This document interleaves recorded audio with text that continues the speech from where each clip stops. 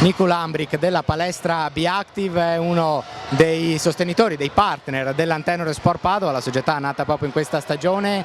Com'è nata la vostra, chiamiamola amicizia?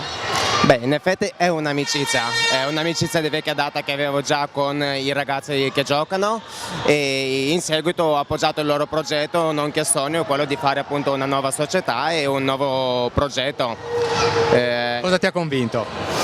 Prima di tutto lo sport, io di mio sono un ex atleta, per cui tutto quello che lega allo sport per me è passione e quindi è già un progetto vincente di partenza. In seguito comunque, ripeto, alla base c'era l'amicizia. Vengono anche ad allenarsi qualche volta da voi in palestra, voi siete a Roncaglia, giusto? Sì, esatto, anzi fanno proprio il piano di preparazione atletica da noi in palestra e facciamo anche la fase rieducativa o comunque riabilitativa per quanto riguarda gli infortuni, perché quello purtroppo nel calcetto succede spesso. Come l'avete vissuta questa stagione, così anche da spettatore? È stata appassionante?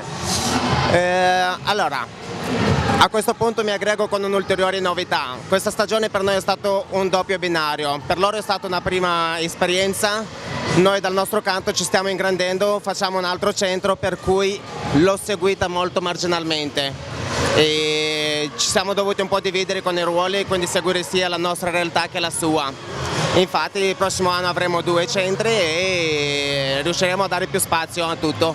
Quindi 2 centri per ampliare ancora di più questa partnership. Esatto, visto che per loro è stato un anno di successo e ormai ci siamo alla imminente promozione, è un anno di successo anche per noi.